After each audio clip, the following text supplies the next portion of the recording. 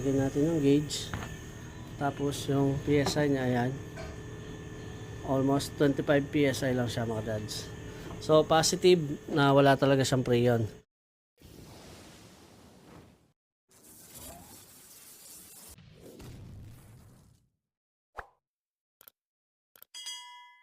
Hello mga dads, at ito ngayon na babiyahe tayo papunta sa Pulong Kakutod. So napakalayo, grabe. Baliw! Dito na tayo sa EDSA. Ngayon ang concern nila naman kasi, ayun, hindi daw lumalamig. So may nag-check na daw na, ayun, na preyon daw.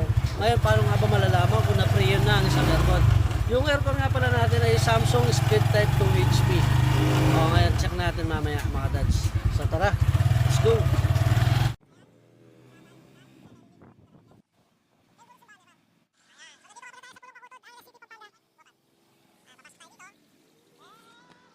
Ito po yung aircon. Check natin sa loob. Sige ma'am, tas tayo ma'am. Yun. Ganda rin tayo ma'am. Subuhan tayo. Ito, mga 16 nyo. Nanong para, ini talaga diram lang ma'am. Alangin niya. Hangin nga mo, haro. Alos 1 month ko na yung gamitan kayo. Yan o. Kaya ang bawo na eh. Kabala ko niya kung ba na nun. Kasi lain din lang ma'am eh. Mabaw yung atot. Uy, ang bala may ako na ba na nun. Ayan pila niya murmero mo yan. Lalo. Sabi ko kay anyang So. atin mintang may install kita. Uy, ako niya ko na lang yung bawa. Ano, chinik mo sa budget ng alaya pang tuyo na. Iyon yung tapos gamitan na naman. Bakit tayo may ginamit? Abaw okay ma'am. Hapin ta ma'am, tanga baw tam. Hapin tam preyon ta ma'am. So yun mga dads, may naamoy kami na parang mapanghin na tae na excuse me po sa mga kumakain. Parang tae, ayun. Dumi ng daga, ganun. Ayun po yung preyon na sumingaw. So yun po yun. Natin umanda, tapos lagyan na rin natin ng gauge para sigurado. Pero base doon sa mga na-experience ko, yung amoy na yun, pamilyar na ako doon. Kaya masasabi ko na yung leak doon sa loob. So, yun lang. Update ko kayo mga dads. So, ito mga dads, isa sa mga kung paano malalaman kung walang preyon, gamit ka ng gauge. Ayan. Lagyan natin yung gauge. Tapos yung PSI niya, ayan. Almost 25 PSI lang siya mga dads. So positive na wala talaga siyang preyon. So ayun nga, base nga sa sinabi ko kanina, based dun sa naamoy ko. Ayun o, amoy na amoy mga dads. Dito nang gagaling yun. So ayan, kakalasin natin dyan mga dads. So tara, let's go! At ito na nga mga dads, at babanatan na natin itong Samsung. So yung Samsung muna tatanggalin mo yung pinakaibaba niya, tapos natanggal na natin yung filter, then sunod na natin yung cover. Then ayun, ang ginawa ko, inamoy-amoy ko muna sa nanggagaling. Inamoy ko siya dun sa pinag-flare, pinagdugtungan, pero mas naamoy ko siya dito sa gilid mga dads. Medyo na siya. Ayan. Tapos ilaw. Ayan. Ayan o. Ito lang siya mga dads. Positive yan mga dads, sure ako. Sure na sigurado. Kaya kapag mga ganyan kasi mga dads, pag may nag-oil na siya, tulad yan, oil talaga siya. Tapos, maamoy siya. So yan, positive ganyan galing. Tapos kakalasin natin siya dito, babalatan lang natin siya mga dads. Let's go! At ito na nga mga dads, ang gagawin natin, tatanggalin natin yung balot niya o yung white tape o yung polyethylene. Pagkatapos nun, pwede na natin siyang gamitan ng dalawang adjustable wrench para matanggal yung pinagka-flare niya. So ito nga pala, natanggal ko na yung communication wire niya, kaya ang gagawin na natin yan, bubunutin na natin pagtanggal natin ng flare. So yung mga dads, gumamit sila ng gumamit sila ng Teflon Ayun na nga mga kadads at nakita nyo na meron siyang tape lang sa flare nut o sa pinagdugtungan. Pero tayo mga kadads sa mga ini-install natin, hindi tayo gumagamit ng tape mga kadads. Okay naman yan, basta maganda yung fittings ng pagka-flare, walang singaw yan sigurado mga kadads. Heto na nga mga kadads at titirahin na natin to. Kakalasin na natin tong indoor unit mga kadads. Ayan, so babaklasin natin siya ng todo para malinis natin talaga siya ng todo mga kadads. So ito yung tinatawag natin pull down cleaning. Kung sakali man mga kadads na pull down cleaning nyo ang isang yung aircon o isang split type, ganito po ang gagawin natin. Tatanggalin natin siya ng buo ng ganito mga kadads. Ayan. Hello mga kadads, please don't forget to subscribe.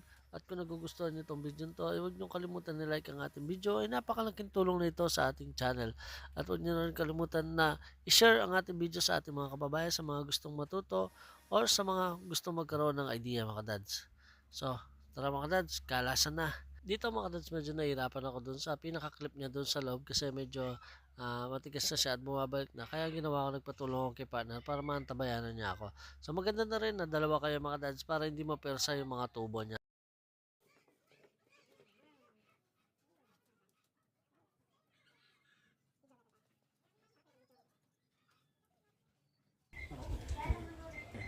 So ito, gumamit siya ng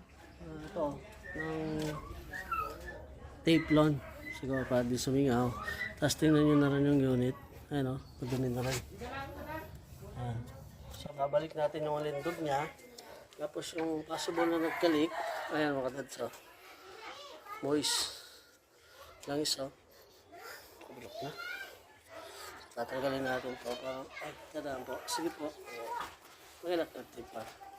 At dito na nga mga kadads at lalagyan na natin siya ng abono para maging 2.5 horsepower siya.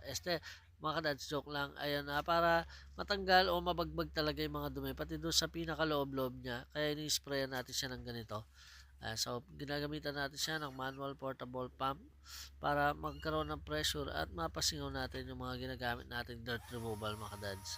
Ayan. So, paglagay nito, dapat lalagyan mo siya dito sa harap, tapos lalagyan mo din siya dito sa likod para talaga yung dumi, mabagbag talaga o lahat po ng parts niya ay mabigyan ng dirt removal mga kadads. So yan habang pinapatalab natin yung gawa natin. Sige po ba?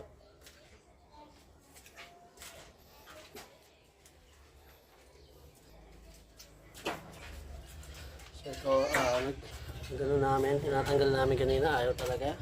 Kaya ganyan na lang ginawa namin. So, kasi sa masigira, mabasag. Ganito na lang, safe na lang. Tapos inangat na lang namin to para malinis yung at masabon.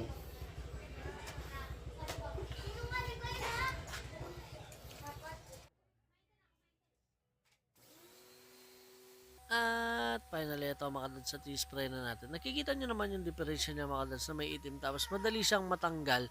So, ang tutusin yan mga kadads, bago natin siya nilagyan ng dirt removal, ay nispray na natin siya ng tubig. At yun po yung mga natira, yung mga itim-itim na nandun pa po sa evaporator na hindi natatanggal ng ordinaryong spray lamang o tubig lamang mga kadads. Kaya ginagamitan natin siya ng dirt removal. At sa paggamit nga pala ng dirt removal mga kadads, dapat mayroong tamang timpla para hindi ganun siya kabagsik mga kadads. So ayun mga kadads, at gagawin lang natin to, isprayin lang natin siya ng back and forth. Tapos ako mga kadads, sa ginagawa ko ayan, sinasapin ko siya sa taas o sa dalawang timba para yung dumi matanggal pa rin mga kadads. Kita nyo sa timba mga kadads na nabilis nangingitim yung tubig na nahuhulog doon kahit na na-spray na natin siya. Pag mga ganyan kasi mga kadads, maraming sumisiksik na dumi talaga. Kaya dapat talaga tiyagaan na sprayan siya para talagang matanggal yung dumi mga kadads. Ito ayan. So ayan na. Kuminang uli, bago na naman. So ito madumi, kasi papalitan din natin ng balot kaya din na namin tinanggal. Bagong bago ulit. Balik alindog. Tara mga kadads. Samsung. So ayun mga kadads, at natapos na natin siya linisin. Ayun, bumalik na, natanggal na natin yung dumi-dumi. Tapos ngayon, magliligtas na tayo. So pagliligtas mga kadads, maglalagay ka ng ganito. Maglalagay ka dito sa malaki. Tapos yung isa, dito. Yung sa hose na manggagaling doon sa gates natin. So ganun, lalagyan mo siya ng pressure. So ito mga kadads, nakita na natin ang butas. Ayan, ang lakas. Kadads, oh. labas natin. Parang puwasan niya, no? Ito po. Ito lang mga dads. Tap, talangan mo na yan. Talangan mo. Ayan. Turok mo po. Okay. Para makita natin, meron siya dito. Ayan. Boss. Tapos dito tayo ng garot. Boss. Bakal niya po. Tapos, tingnan pag kinahay ni mama. Kakait na ma'am. Kadualo. Mabilis. Bawal kang bubulanin. Uwa mga muffin. Atlo. Kadali. Kadualo ini eh. Adwa kayo niya. Ayan na. 1, 2, Pala ni. 3. Ayan. Sige, ba? Ayan. Napin po yung lulubal na mabulok yung kanya. Ayan. Against the lights kasi mga dads. Kaya yan. Siyempre, pag gumagawa tayong ganyan, pinapakita natin sa customer na may leak talaga siya. So, positive yung alam natin na dito talaga. Pero try din natin doon sa kabila. Para sure. Pero, sigurado ako or para sa akin mga dads, wala siya dyan. Pero papakita na rin natin kay ma'am. Ayan. Wala po siya. Ayan, wala. Tingnan. Konti lang siya. Wala na.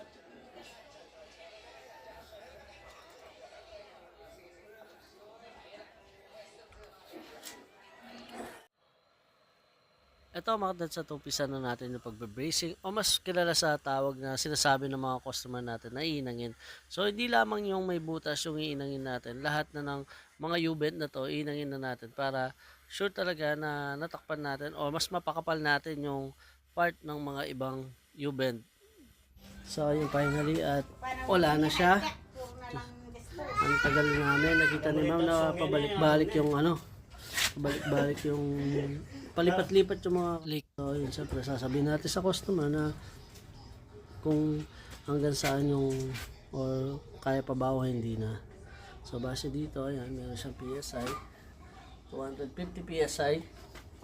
So wala pa daw budget pampalit si ma'am, kaya ayun, repair muna daw. Ayan, assemble na tayo mga dads. May pupunta pa kasi tayo isang customer na hindi na daw nag-automatic yung aircon niya. So hindi na daw ganun kalamig. So tara mga dads, let's go!